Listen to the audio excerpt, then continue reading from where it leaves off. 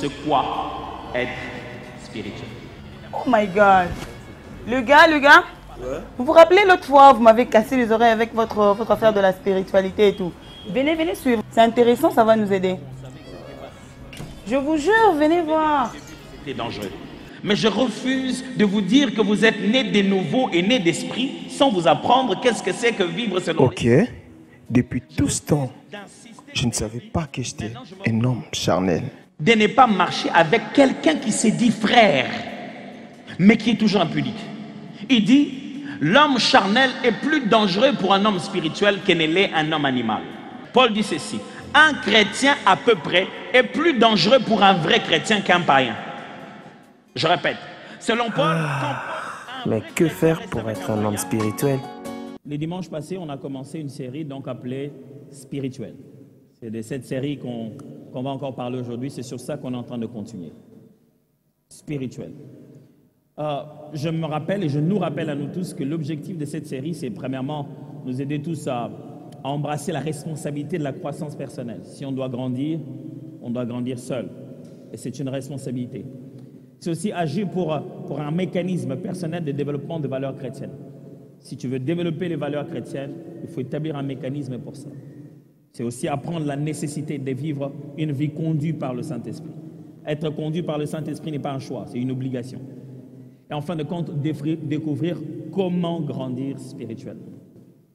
Je vais utiliser les affirmations que les médias ont utilisées pendant cette semaine sur nos pages Facebook, ainsi de suite, pour essayer de résumer tout ce que j'avais dit la semaine passée. Les médias ont utilisé de petites lignes comme ça, qu'ils ont publiées sur nos réseaux sociaux, pour résumer le message. Je vais les utiliser pour résumer tout ce que j'ai dit aussi la semaine passée. Premièrement, quand un homme ne connaît pas Dieu, il est esclave des instincts comme un animal. Les dimanches passés, j'ai essayé de mettre le contexte de 1 Corinthiens chapitre 3. Je nous ai montré à nous tous, chapitre 2, chapitre 3, d'où venaient ces trois expressions, l'homme animal, les hommes charnels ou bien les charnels, et enfin l'homme spirituel. Et en essayant de définir qui est un homme animal, je dis dire quelque part que quand un homme ne connaît pas Dieu, il est esclave de ses instincts, comme un animal. C'est ce qu'on appelle un homme animal. Connaître Dieu ici, c'est avoir une relation avec lui. Quand quelqu'un n'a pas une relation avec Dieu, il agit comme agirait un animal. Il a envie, il le fait. Il veut le faire, il le fait. Il n'a pas d'inhibition. Ce qui le contrôle en réalité, c'est juste ses envies. J'ai aussi dit le dimanche passé que l'homme animal confond plaisir, désir et besoin. Je nous ai tous fait comprendre le dimanche passé qu'un besoin, c'est une chose, permettez-moi le pléonasme, un besoin, c'est une chose dont on a besoin. C'est-à-dire que sans cela, notre vie ne peut pas continuer. Au bout d'un moment, si on ne remplit pas le besoin, il y a dysfonctionnement. Autant le véhicule a besoin de carburant, au bout d'un moment, quand il n'y en a plus, le véhicule est en panne. Les besoins, ce sont les choses qui, lorsque vous ne les accomplissez pas, au bout d'un moment, vous tombez en panne. Les désirs, c'est notre réponse à ce qui nous entoure. Notre corps, nos sens, avec ce qui se présente autour de nous, peuvent sélectionner donc et se dire que je ressens le besoin de ça parce que les désirs se créent en nous. La chose en soi-même n'est pas un besoin, mais on désire cela. Et puis il y a juste des petits plaisirs parce qu'on sait ce qu'on va ressentir lorsqu'on aura fait la chose. Mais le problème avec l'homme animal, ces plaisirs sont comme des besoins. Il réclame de petits plaisirs passagers. Il les réclame comme si sans cela, il ne peut pas vivre. Il s'accroche à des choses qui ne sont pas aussi utiles pour lui, comme si c'était impératif. C'est-à-dire que quand il va acheter un téléphone, c'est comme si c'est le médecin qui lui a demandé d'acheter ce téléphone-là. Il lui faut un iPhone 13, un Samsung, ceci. C'est recommandé médicalement. Son docteur lui a dit pour qu'il vive. Pour qu'elle vive, elle doit mettre des laces frontales. Il y a une confusion dans ces choses-là. Et on a dit aussi, les charnels sont plus dangereux pour l'Église qu'un homme spirituel, qu'un homme animal. C'est-à-dire, dans l'Église, Paul dit ceci. Je vous avais dit la dernière fois, de ne pas avoir de relations avec des impudiques dans ce monde, ainsi de suite. Je n'ai pas dit que vous ne pouvez pas avoir des relations avec eux, mais ça veut simplement dire que bon, ne vous mélangez pas dans leurs affaires.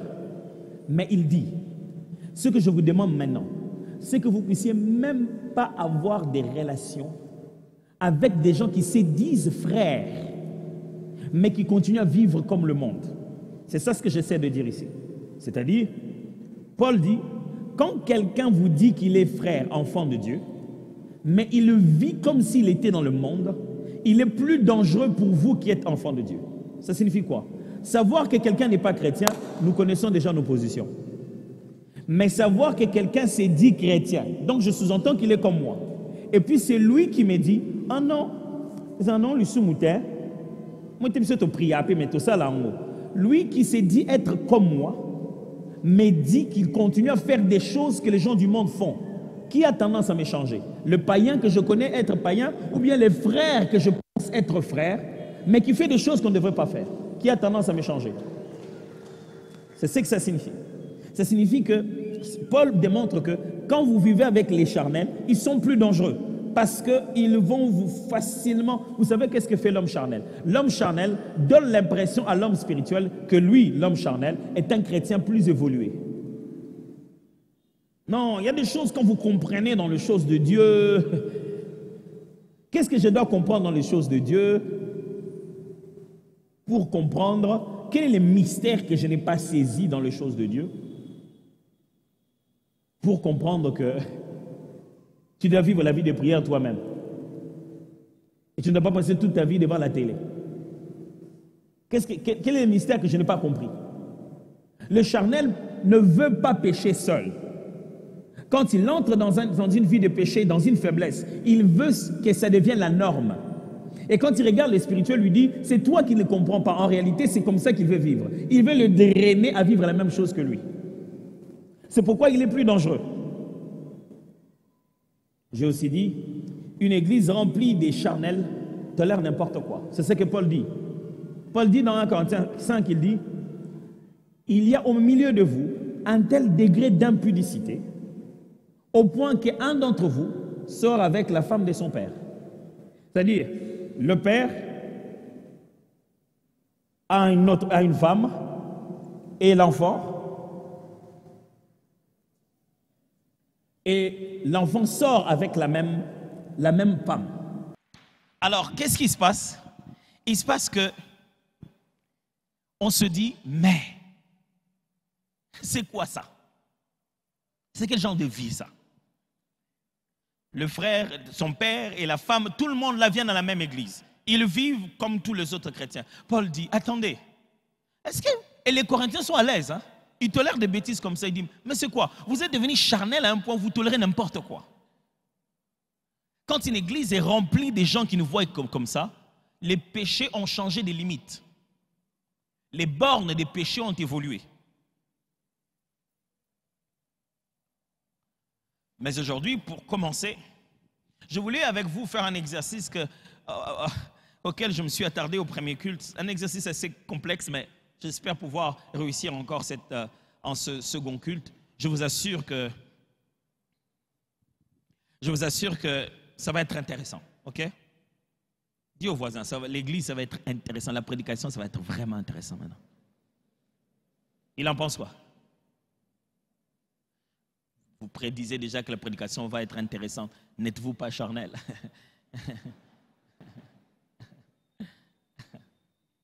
Très souvent, il y a un argument fort qui est en fait le résultat d'une mauvaise compréhension des textes que les chrétiens charnels aiment utiliser, ou les hommes charnels.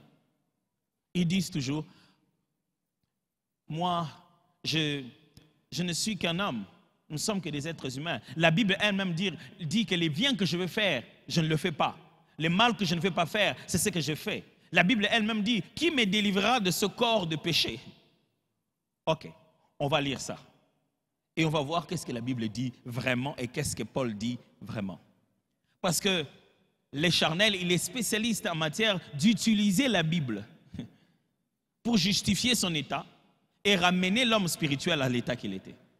Je me souviens de nos sœurs, une fois on les a envoyées à l'évangélisation. L'évangélisation, ils arrivent, ils prêchent un monsieur qui écoute et puis qui dit, bon, merci beaucoup pour la parole, mais il a dit en lingala, c'est-à-dire que mon cœur bat, maintenant là, je suis tombé amoureux, quoi. Et puis la sœur dit, non, moi je suis venu pour l'évangile. Elle dit, ah, ma sœur, Bible est que demandez, vous donnera. On a dans Matthieu 7,7. C'est-à-dire la Bible elle-même dit, demandez, vous donnera, c'est dans Matthieu 7,7. Et moi je te demande de m'aimer et tu ne fais pas. Et puis il dit, talanga de âge na komi nangobo, na komi mukolo. Bible écoute le bas, celui qui n'a pas le fils n'a pas la vie. On a pas sans fils. Donc on dit, bon, moi j'ai déjà grandi, la Bible dit, celui qui n'a pas le fils n'a pas la vie. Et qui me donnera un fils? Il faut que je connaisse une femme. Alors, vous savez, les charnels ont des arguments graves. Et ça devient difficile quand ces arguments se passent que dans ta tête. Tu n'as dit à personne. Et dans ces arguments qui se passent dans ta tête, que le diable insuffle, que la chair insuffle, tu n'as pas eu de réponse. Et c'est ce qui va te garder dans cet état de charnel. Alors, je sais que Phil, la cité d'exaucement, c'est exposé pour... à nos Bibles. Romains chapitre 7. Commençons à partir du verset 5. Calmement. Car lorsque nous étions dans la chair, lorsque quand nous étions, est-ce que nous sommes? La personne qui se parle se trouve où? Au passé, au présent ou au futur? Non, la personne qui parle se trouve au présent, mais elle raconte une histoire. Est-ce que cette personne est dans la chair? Dans la chair, c'est quelque chose qui, il était, c'est passé. La personne qui parle n'est pas dans la chair. Elle est en train de décrire quelque chose de quand nous étions dans la chair. Quand nous étions dans la chair, c'est pour dire quand nous étions encore homme animal et quand nous vivions comme ceux du monde. Quand nous vivions instinctivement. Paul va se mettre à parler d'un état du passé. Pourquoi? Parce qu'il veut expliquer qu'est-ce qui se passe entre le péché et la loi. Il ne veut pas que les gens confondent la loi et les péchés. Oh, Nissus. Ne regardez pas en l'air parce que je ne sais pas ce qui se passe là-bas. Combien ont regardé en l'air? Quand je dis ne regardez pas en l'air, levez la main, on est à l'église. C'est ce que Paul veut leur expliquer. Je vous résume et on va le lire et vous allez tout comprendre. Paul veut leur expliquer ceci. La loi de ne regardez pas en l'air n'est pas un péché. Mais parce qu'on a parlé la loi, la chair en moi a quelque chose qu'on appelle le péché au singulier, l'état charnel, l'état de l'homme voué à lui-même. Quand il entend la loi, le fait d'annoncer la loi présente à l'intérieur beaucoup d'éléments qui ne savaient même pas de la faute. Tout à l'heure, vous ne saviez pas qu'il ne fallait pas regarder en l'air. Certains d'entre vous n'étaient pas conscients. Mais parce que j'ai dit ne regardez pas en l'air, le premier réflexe était de regarder en l'air. L'homme est comme ça. Genre, vous êtes en train de marcher, quelqu'un dit, ah, cette jeune fille, c'est mal habillée. Elle dit, wapi. On a dit que c'est mal habillé, pourquoi tu veux? Alors, Paul dit ceci. Puisqu'on a donné ça comme loi, je connais maintenant la nature de ce péché. Alors, je donne un autre exemple. Abus de confiance. C'est quoi l'abus de confiance? Ce n'est pas bilamba à confiance, abus de confiance.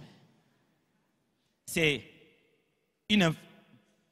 On ne va pas appeler ça une infraction parce que c'est du pénal, mais c'est une situation punissable par la loi qui montre qu'une personne à qui on s'est mis dans un contexte de confiance et les gens t'ont donné cette confiance et tu en as abusé. C'est une définition simple, les juristes les définiraient encore mieux. C'est seulement que tu as mis les gens dans une situation de confiance et puisqu'ils t'ont fait confiance, ça crée une sorte de contrat et toi, tu as utilisé les faits qui sont en position de faiblesse de te faire confiance, de leur faire des choses que vous n'êtes pas entendues et d'aller au-delà de ce que vous êtes entendu. Vous voyez ce que je suis en train d'expliquer? Alors, j'explique. Abus de confiance. Je vais encore. Pourquoi? Vous ne connaissiez peut-être pas très bien que veut dire l'infraction abus de confiance. Peut-être que vous avez abusé de la confiance des gens aussi. Mais maintenant que quand on a expliqué l'abus de confiance, quand on entre dans les détails de l'abus de confiance, tu découvres même une meilleure façon d'abuser la confiance. Je ne sais pas si vous êtes en train de découvrir. Je vais encore un autre exemple plus simple. Maman dit, il y a beaucoup de jeunes filles à la maison, qui ne font jamais des retours caisse. Si vous lui donnez l'argent pour faire le marché, sachez que ça ne reviendra pas. Même quand il en reste un peu, il n'y a jamais de retour caisse. Et on a créé le système à la maison, donc chacun, quand c'est toi qui vas au marché, tu reviens, mon retire à la hâte. Jamais. Personne ne dit rien à personne, mais tout le monde sait que c'est bizarre. Et votre mère un jour se réveille et dit, à partir d'aujourd'hui, je vais confisquer tous les cabellos qu'on achète dans cette maison qui viennent de l'argent que vous épargnez du reste du marché. Vous avez entendu cette loi? Hey, vous avez entendu cette loi? Mais cette loi vient de t'informer que l'argent qui reste du marché, tu peux en faire un épargne et acheter des cabellos. Jusqu'ici, quand ça restait, tu peux acheter juste un coca. L'énoncé de la loi t'a permis de bien découvrir le péché. Est-ce que vous comprenez ça? La loi, elle n'est pas mauvaise. Mais la chair s'est dit, oh, les aboules, hein? Au lieu de te dire, touche pas, il te dit, non, je peux arriver jusqu'à ce niveau-là.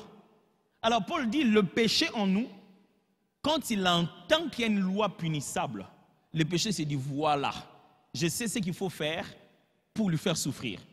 Maintenant qu'on punit ça, je vais lui donner encore envie de faire ça. Avant, c'était punissable, il ne savait pas. Maintenant qu'on a mis une loi claire, que quand tu fais ça, on punit, le corps en a encore envie. C'est ce qui fait qu'on attrape quelqu'un et dit, ah papa, ça la place n'est pas beau vraiment. Qu'est-ce que tu fais avec elle qu'on ne fait pas ensemble à la maison? Mais le gars, il a juste envie, il s'est dit, bon, on ne me voit pas, il porte masque, lunettes, chapeau, pour croire qu'on ne le voit pas. Il pense qu'il a un James Bond, quoi. Mais pour faire exactement la même chose qu'il fait chez lui à la maison. Mais parce qu'il y a l'interdit, parce que c'est punissable, il s'est dit, quand je le fais sans qu'elle sache, il se sent exceptionnel. Alors Paul explique, maintenant quand la loi est venue, les péchés s'est encore dit, ok, je dois faire ça parce qu'il y a maintenant une grande punition qui est connue. Vous avez bien suivi la chose, hein? Je vais le lire, maintenant vous allez tout comprendre. Car lorsque nous étions dans la chair, les passions des péchés provoquées par la loi agissaient dans nos membres, de sorte que nous portions des fruits pour la mort. Mais maintenant, nous avons été dégagés de la loi, étant morts à cette loi sous laquelle nous étions retenus, de sorte que nous servons dans un esprit nouveau et non dans la lettre qui a vieilli. Paul est clair, il parle maintenant, il est déjà dans un esprit nouveau. Mais il rentre un peu dans le passé. Que dirons-nous donc? La loi est-elle péché? Loin de là. Mais je n'ai connu le péché que par la loi. C'est parce qu'on t'a dit abus de confiance. Tu as découvert. On dit non, tu entres quelque part, tu vois on a mis un signe, on dit on ne nage pas ici. Toi tu n'avais même pas l'intention de nager. Maintenant tu sais que nager là-bas c'est possible, mais c'est répréhensible. C'est ce qu'il est en train de dire. Tu as découvert même l'essence de ce péché-là parce qu'on l'a interdit. Car je n'aurais pas connu la convoitise si la loi n'eût dit « tu ne convoiteras point ». Et le péché, saisissant l'occasion, produisit en moi par le commandement toutes sortes de convoitises, car sans loi, le péché est mort. C'est-à-dire, moins il y a des instructions, moins l'envie d'aller briser la règle. Plus il y a des règles, plus l'envie de les briser. Moins il y en a. Regardez, quand vous êtes avec les enfants, vous leur dites seulement, ne montez pas là-bas. C'est fini. Ils vont commencer seulement. Même s'ils n'avaient pas envie de monter, maintenant qu'ils savent que monter là-bas est possible, ils vont se dire, pourquoi on a interdit de monter? Il faut que je monte d'abord.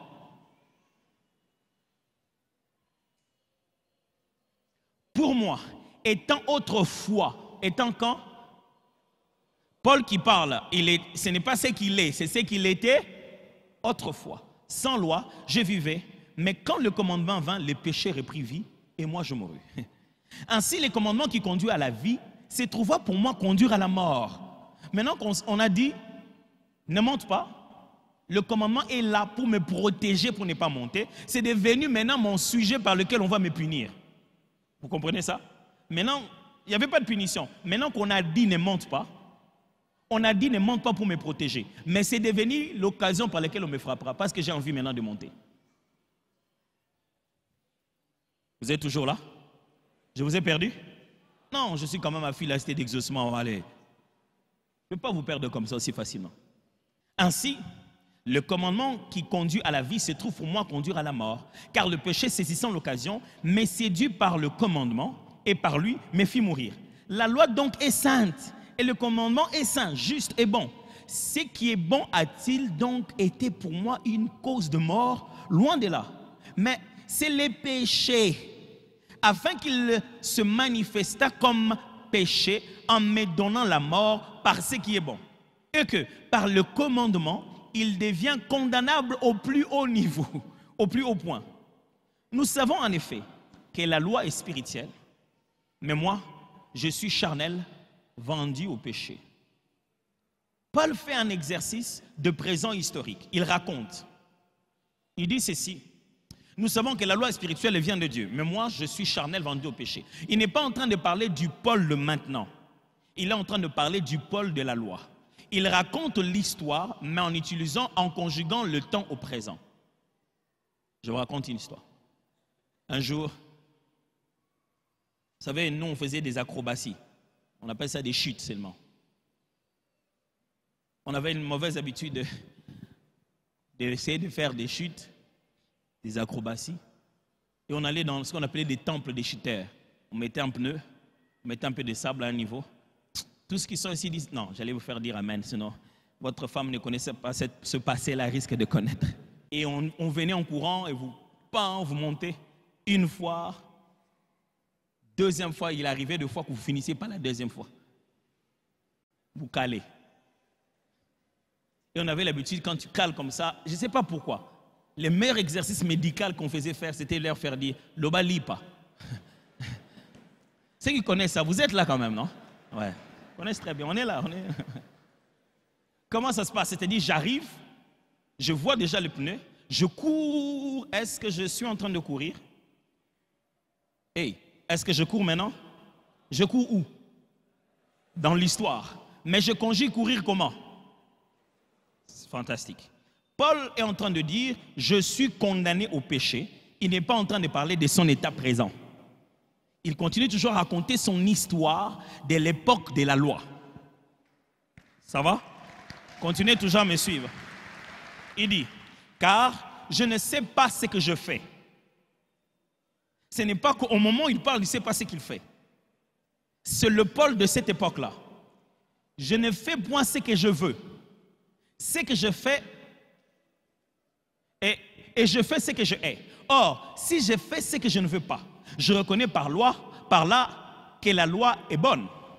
Et maintenant, ce n'est plus moi qui le fais, mais c'est les péchés qui habitent en moi. Mes amis, entre nous, quelque chose ne sonne pas bizarre que la même personne qui dit ce n'est plus moi qui vis, c'est Christ qui vit en moi, soit en train de parler de lui-même au temps présent, en train de dire ce n'est plus moi qui vis, c'est les péchés qui habitent en moi. Qui vit finalement en lui?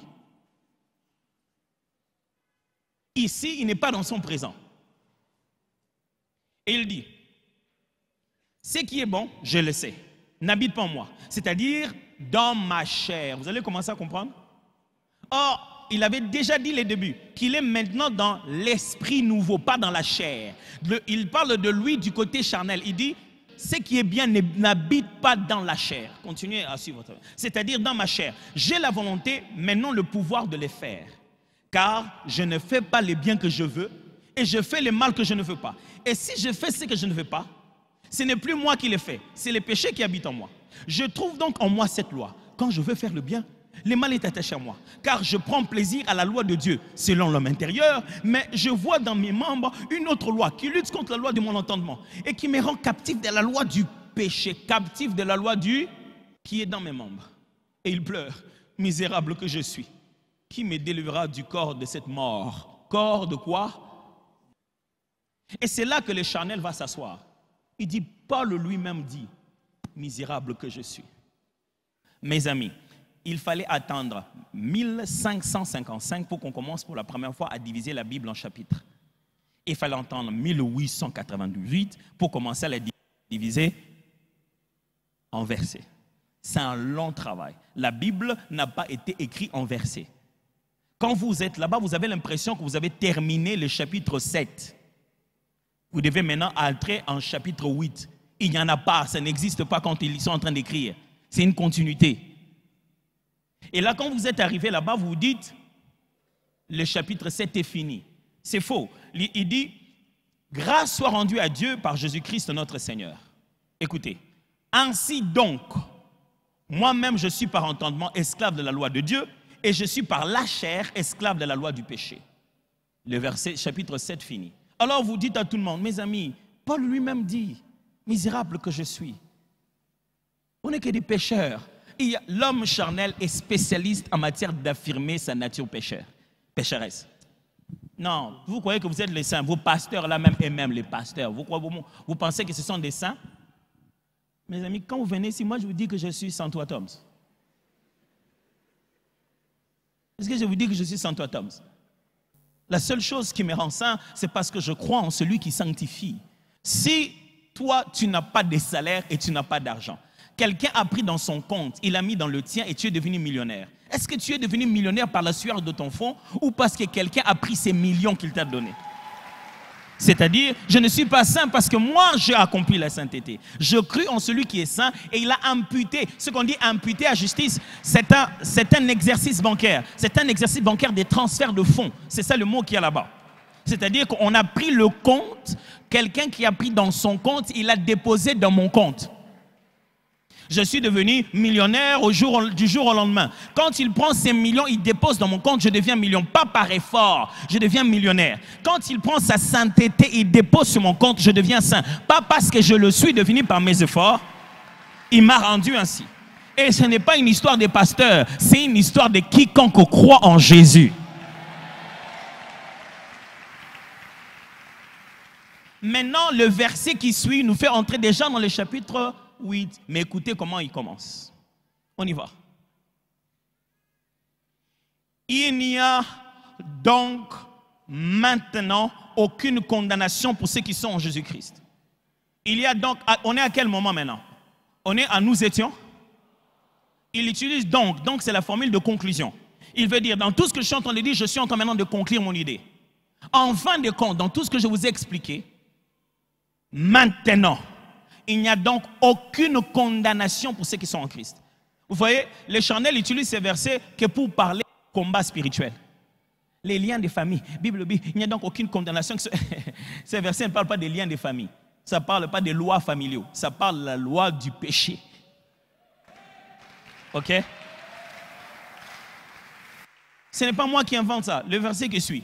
En effet, la loi de l'esprit de vie en Jésus-Christ, maintenant, il vient de sortir une autre loi dont il n'a pas parlé depuis le début. Il y avait que la loi du péché. Maintenant, il vient de sortir une autre loi. La loi de l'esprit de vie en Jésus-Christ m'a affranchi de la loi du péché et de la mort. On n'a pas dit m'affranchi. Celui qui parle, il dit m'a déjà affranchi. C'est-à-dire, au moment où je vous parle d'une vraie version de moi. Quelque chose s'est passé. Une autre loi est venue et cette loi a délivré les misérables que je suis. Souvenez-vous de sa prière. Misérable que je suis, qui me libérerait, qui m'affranchirait? Ce n'est pas que cette prière n'a jamais eu de réponse. La réponse est juste après. Il démontre que cette prière est exaucée parce que la loi de l'esprit de vie Jésus l'a libéré de la loi du péché et de la mort. Alors mes amis, n'utilisez pas Paul pour continuer à vivre dans le péché et nous dire que vous êtes seulement un être humain. Non, vous n'êtes pas un être humain, vous êtes un être humain sauvé et affranchi de la loi de la chair par la loi de vie en Jésus. Car chose impossible à la loi, parce que la chair la rendait sans force. Dieu a condamné le péché dans la chair en envoyant à cause du péché son propre fils dans une chair semblable à celle du péché. Et c'est là afin que la justice de la loi fût accomplie en nous qui marchons non selon la chair, mais selon l'esprit. La justice s'accomplit dans ceux qui marchent selon l'esprit. Par nous qui marchons non selon la chair. Ceux en effet qui vivent selon la chair s'affectionnent aux choses de la chair. Tandis que ceux qui vivent selon l'esprit s'affectionnent aux choses de l'esprit. Et l'affection de la chair, c'est la mort, tandis que l'affection de l'esprit, c'est la vie et la paix. Car l'affection de la chair est inimitié contre Dieu parce qu'elle ne se soumet pas à la loi de Dieu. Elle ne le peut. Elle ne fait que se plaindre pourquoi il n'arrive pas à prier. Le fait que tu sois charnel ne te donnera jamais envie de prier. Parce que la chair ne peut pas se soumettre à la loi de Dieu. C'est la loi de l'esprit.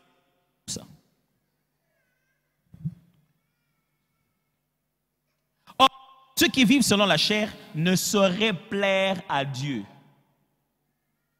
Vous avez entendu ça? On n'a pas dit ceux qui n'ont pas donné beaucoup d'offrandes. Non. Que vous veniez prier, que vous donniez des offrandes, que vous soyez réguliers. Si vous vivez selon la chair, vous ne pouvez pas plaire à Dieu. Pour vous, vous ne vivez pas selon la chair, mais selon l'esprit. Si du moins l'esprit de Dieu habite en vous. Vous voyez bien?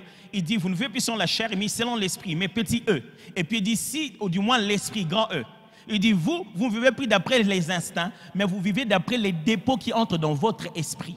Et le seul moyen pour vous de vivre selon la nature spirituelle que vous avez, c'est que l'esprit de Dieu vous réveille. C'est lui qui vous fait naître de nouveau. Si quelqu'un n'a pas l'esprit de Christ, il ne lui appartient pas. Pas si quelqu'un n'a pas la carte de membre, si quelqu'un n'a pas l'esprit de Christ. Pas si quelqu'un a la moralité et n'a pas apporté le polo.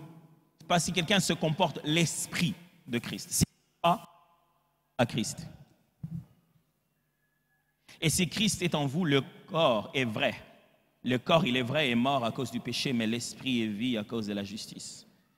Et si l'esprit de celui qui a ressuscité Jésus entre les morts habite en vous, celui qui a ressuscité Christ d'entre les morts rendra aussi la vie à vos corps mortels par son esprit qui habite en vous. Mes amis, ce qui te fera ressusciter au dernier jour, ce n'est pas la croix que tu vas mener dans la tombe, c'est l'esprit qui t'a habité. Je vais répéter. Si nous devons ressusciter au dernier jour et rencontrer le Seigneur, ce n'est pas parce qu'on aura gardé la Bible dans notre tombe. C'est qu'avant de mourir, on était rempli du Saint-Esprit. C'est l'Esprit qui nous ressuscite au dernier jour.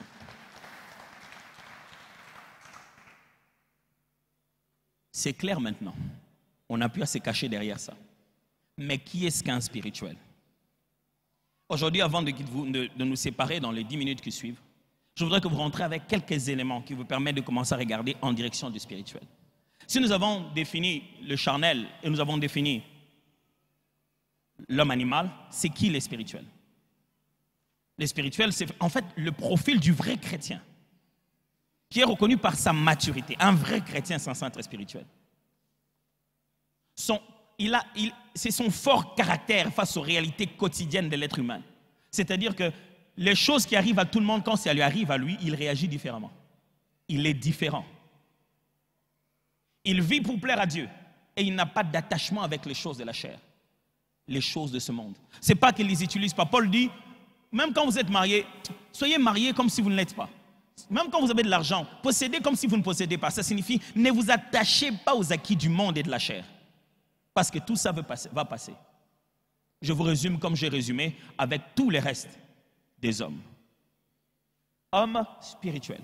Ça veut dire quoi? Un, il est mature dans les choses de Dieu.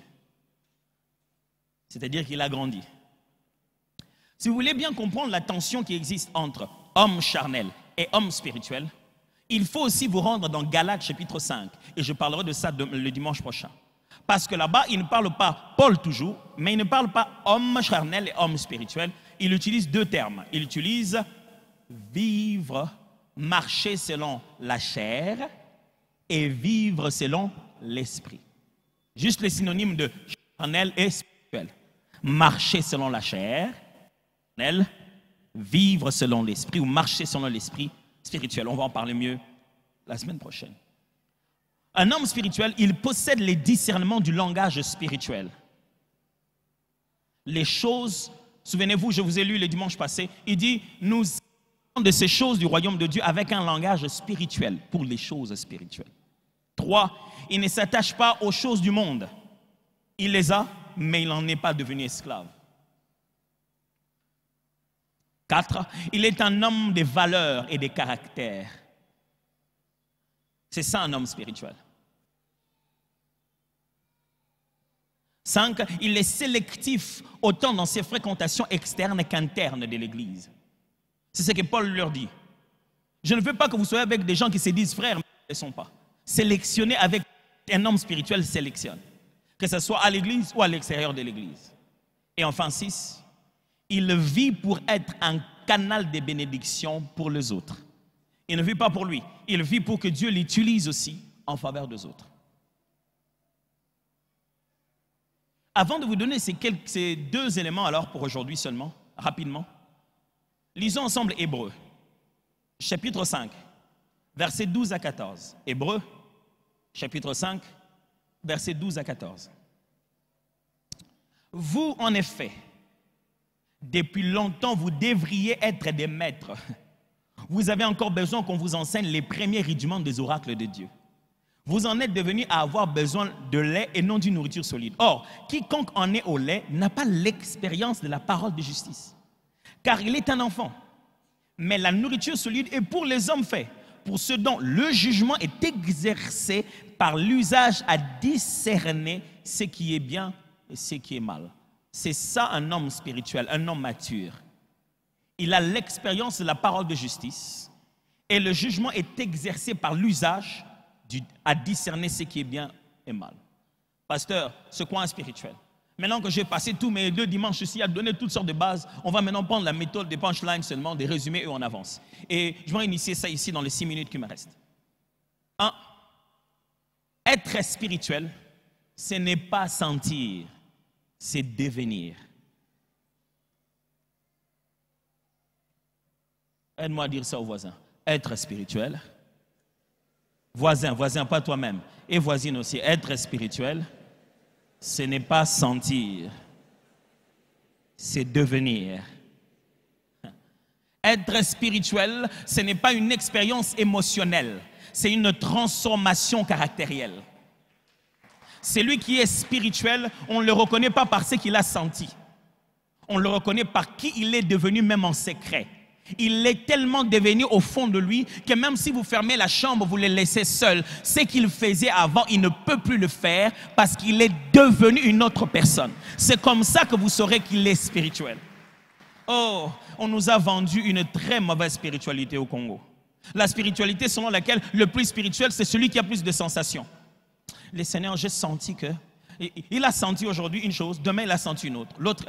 2 mois, il a senti que c'était cette sœur. 3 mois, il a senti que c'était l'autre. Au bout d'une année, il a changé 6 sœurs différentes parce qu'il ne sentait pas.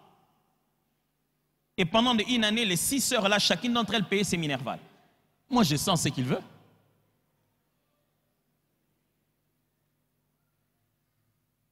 On a une spiritualité congolaise où on monte à la montagne, on bat les mains. On finit, on a prié, on a transpiré. Et on descend et on laisse Dieu faire.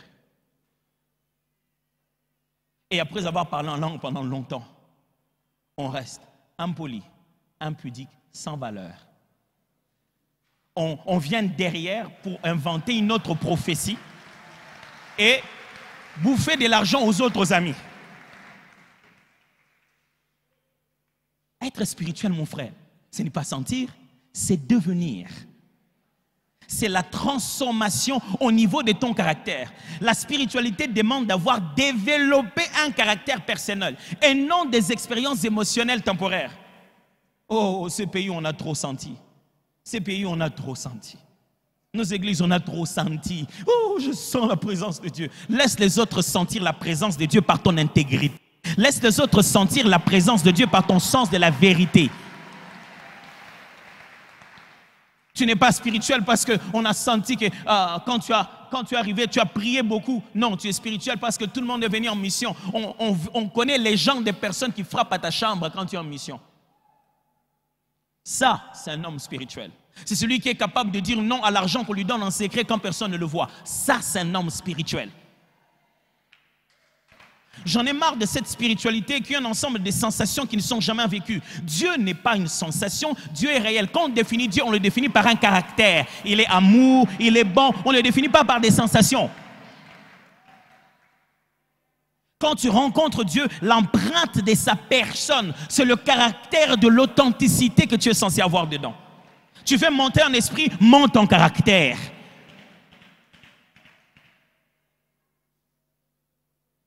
La spiritualité dont on parle, mes amis, elle est bâtie sur ce que l'on sait et non sur ce que l'on sent. On a beau prier, le pasteur a prié, le prophète a prié. Après, prophète, on a fini de prier après. Tu veux savoir qui est le mieux senti? Tu es vraiment sûr que tous ceux qui sont riches dans ce monde, c'est parce qu'ils ont suivi une prophétie. Tous ceux qui ont réussi leurs affaires, c'est sur base d'un message prophétique. C'est faux. Un immature ne sait pas choisir par lui-même. C'est ce que le texte hébreu vient de dire. Il n'a pas le jugement exercé à différencier le bien et le mal. Je prie Dieu que nous puissions avoir dans cette église des gens qui, après avoir chanté Okumama, il descend, il reconnaît par lui-même qu'est-ce que Dieu veut lui dire.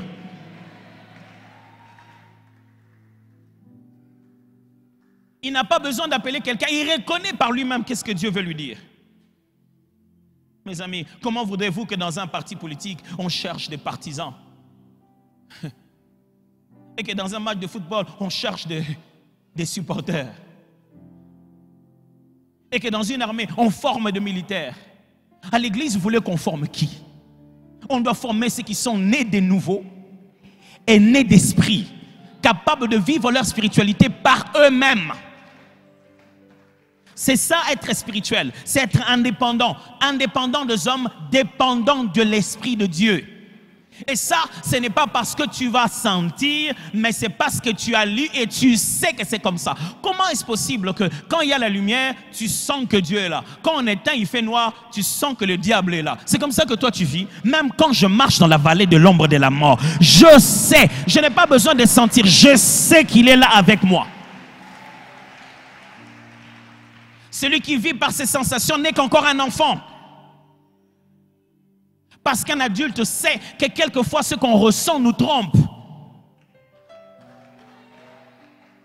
Vous avez déjà vu un enfant en train de pleurer avant qu'on puisse le piquer? Il pleure déjà, ça va faire mal et on ne l'a même pas encore touché.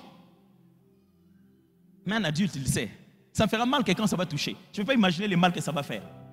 Si je dois pleurer parce qu'on m'a piqué. Pas parce qu'on veut me piquer. 2. Spiritualité égale.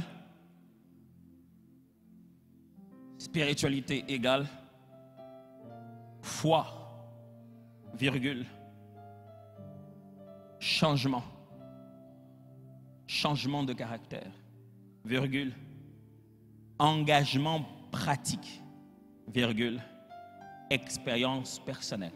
Si le média peut, voilà.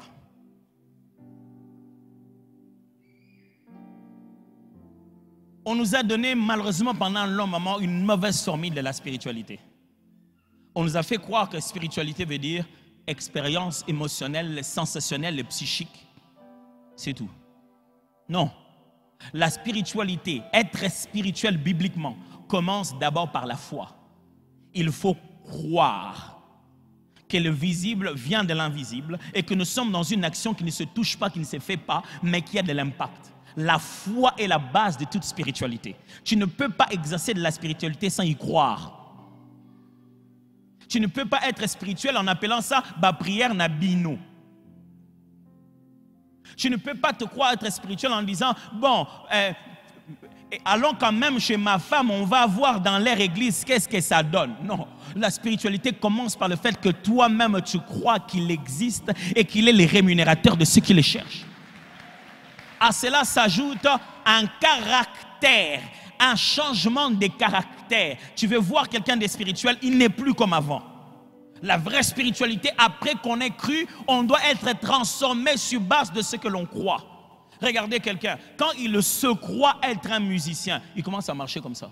Il commence à parler comme ça. Il ne l'est même pas. Ce n'est que fantaisie dans sa tête. Ça a changé son caractère.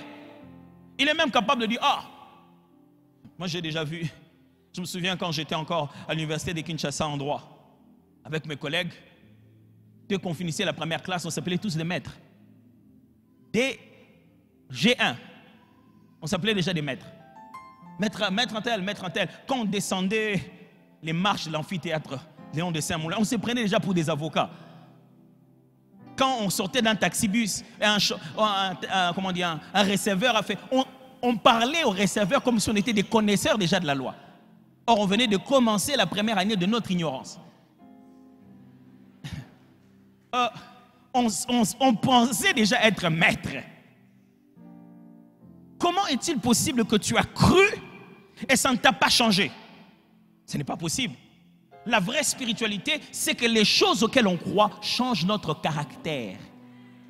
À la prochaine étape, qu'est-ce qui se passe? Il se passe que il y a un engagement pratique. La vraie spiritualité demande un engagement pratique. C'est-à-dire, si je suis devenu chrétien, il y a des choses que les chrétiens font. Comment tu peux te dire que tu es spirituel, tu ne pries pas? Ça, c'est l'engagement pratique. Vous avez déjà entendu quelqu'un qui dit, il est occultiste, mais il ne pratique pas. Hein? Il dit, non, moi je suis entré dans l'occultisme, mais je ne suis pas pratiquant. Impossible. Parce que si tu veux t'engager spirituellement, il y a des actes à poser, des gestes à faire qui sont liés à cette spiritualité. On ne doit pas te supplier pour prier, c'est pour ton propre bien. On ne doit pas revenir derrière toi pour la Bible, c'est pour toi-même. Jeûner, c'est pour toi-même. C'est parce que tu es spirituel que tu dois prendre la Sainte Seine. Ne crois pas que quand tu ne prends pas la Sainte Seine, tu nous montres ta maturité spirituelle. Je ne t'ai pas préparé, je ne t'ai pas convaincu. Jusqu'aujourd'hui, je ne suis pas encore baptisé. Nazara non convaincu. Hein? Tu as cru? Si tu as cru, le message de la foi chrétienne est rempli comme ça. Il faut croire directement en Jésus et être baptisé. Comment tu as réussi à croire en Jésus et éliminer le baptême de cette foi-là? Et tu dis que tu es chrétien, tu ne pratiques pas le baptême, tu ne pratiques pas la Sainte Seine, tu ne pratiques pas la prière, tu ne pratiques pas le jeûne. Tu es chrétien, mais non pratiquant. Ça n'existe pas cette histoire. Tu ne peux pas être spirituel et non pratiquant. Enfin, il y a l'expérience personnelle. C'est-à-dire que si tu es spirituel, toi-même tu dois avoir ton histoire à raconter de Dieu. Parce que Dieu n'est pas une religion qu'on a compris du passé. Il est une relation qu'on mène jusqu'aujourd'hui. Tu dois être capable de témoigner toi-même de l'authenticité de ce Dieu-là pour toi. C'est ça un homme spirituel. Un homme spirituel a une histoire de Dieu aujourd'hui. Quand un homme devient charnel, il vous parle de l'époque. Un homme spirituel se dit, il y a quelques semaines quand j'étais en train de prier, il s'est passé quelque chose dans ma vie que je ne comprenais pas. Un homme spirituel se dit, ces derniers temps, Dieu est en train de m'enseigner quelque chose. Je ne sais pas. Je vais au travail, je sens des blocages. Qu'est-ce que Dieu me veut? Il lit dans les lignes de son quotidien. Il veut reconnaître son Créateur parce qu'il vit une expression personnelle de cela.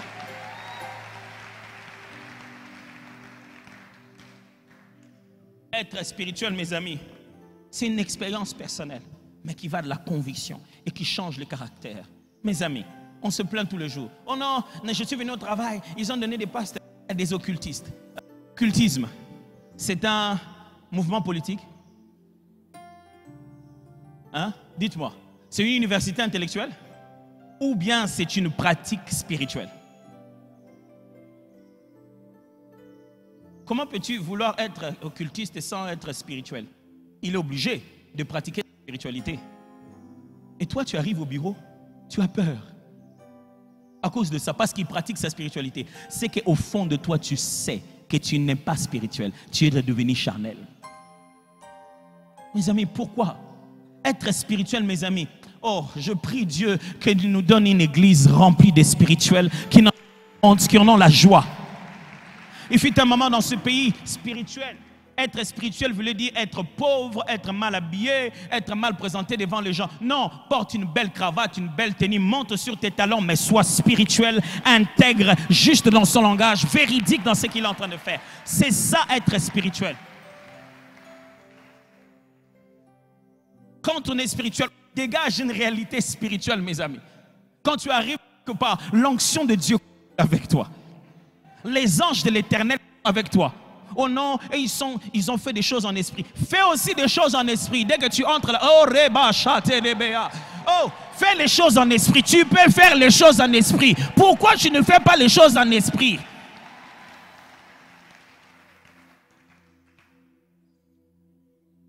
Être spirituel, c'est ce qui va te donner la capacité de contrôler les moyens que Dieu va te donner.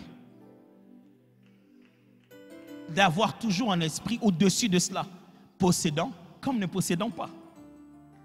D'étant devenu quelqu'un comme si tu ne l'étais pas, parce que tu es au-dessus de cela spirituellement. Je prie et je confesse que tu es au-dessus de tout autre esprit qui est autour de toi, parce que tu as reçu l'esprit du Dieu supérieur.